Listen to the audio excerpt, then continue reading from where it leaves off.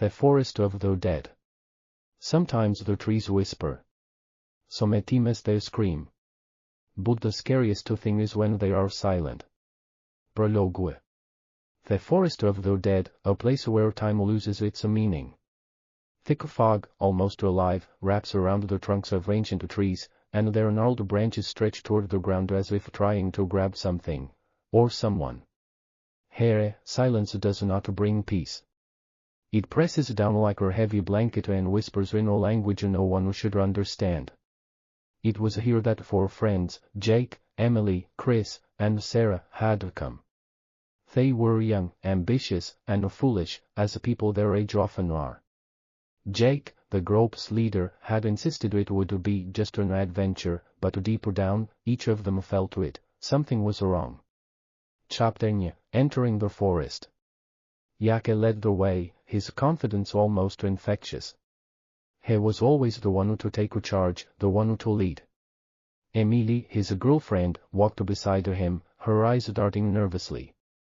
She was the most cautious of the group, and her instincts screamed that they shouldn't be here. Jake, maybe we should stop, she whispered as they ventured deeper into the forest. Are already far off the trail. Are you scared? He smirked. It is just a forest. Chris, the quietest of the group, trailed behind.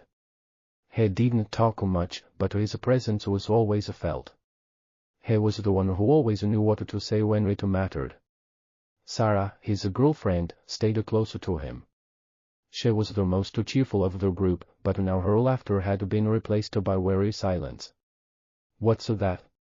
Sarah suddenly asked, pointing ahead. It was an old shrine, almost entirely swallowed by moss and tree roots. Strange symbols were carved into its walls, pulsing faintly in time with their heartbeats. Cole, Jake muttered, stepping closer. This must be some ancient shrine. Don't touch it, Emily said sharply. We don't know what this place is.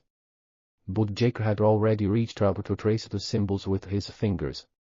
Chapter 2. The Awakening. That night, they set up a camp near the shrine. Chris sat by the fire, his eyes fixed on the flames. He felt something pulling him deeper into the forest, as if calling to him.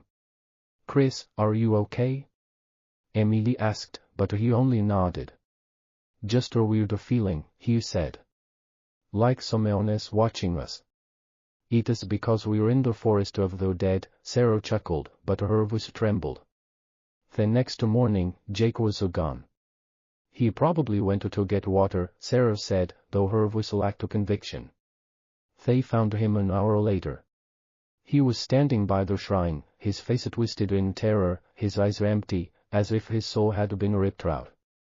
Jake! Emily screamed, but he didn't respond. Instead, he turned to them and whispered. It is awake. And then the forest came alive. Chapter 3. The Ancient Evil.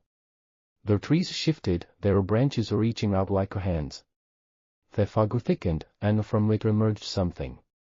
It was enormous, ancient, its eyes burning like embers, its voice like thunder. You woke me, it roared. Now you will obey. Emily turned to run, but Sarah grabbed her arm. We can't leave him, she cried. Go, Chris said. I'll hold it off. No. Emily shouted, but Chris was already facing the creature. Take me, he said. Leave them. The creature laughed, and Chris vanished into its embrace. Chapter 4. The Escape. Emily and Sarah ran until they collapsed from exhaustion. They looked back and saw that the forest had fallen silent again. But they knew, it wouldn't last. We have to get out of here, Emily whispered. But how? Sarah asked. Are lost. They walked for hours, but the forest seemed endless. Every tree looked the same, every sound made them flinch. Emily, Sarah said suddenly. Do you hear that? It was her voice. Soft, barely audible, but there. Chris. Emily whispered. They followed the sound, but the closer they got, the stronger the feeling that it was her trap. Chapter pace, the sacrifice. They found Chris. He was standing by her tree, his eyes closed, his face calm. "Chris!" Sarah cried, rushing toward him. But when she touched him, his eyes opened. They were empty, like Yaque's. "Run," he whispered. "It is coming."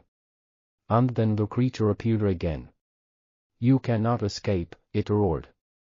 Sarah looked at Emily. "Go," she said. "I'll hold it off." "No." Emily screamed, but Sarah was already turning to face the creature. "Take me," she said. "Leave her." The creature laughed, and Sarah was gone. Epilogue. Emily ran until she collapsed. She looked back and saw that the forest was silent once more.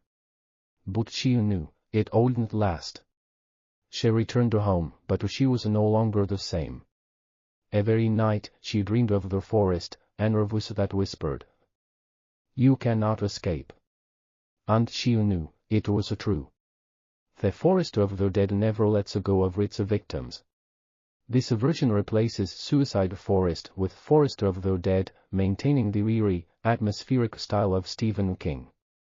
The story focuses on psychological tension, the slow unraveling of the characters' fates, and the inescapable grip of the forest.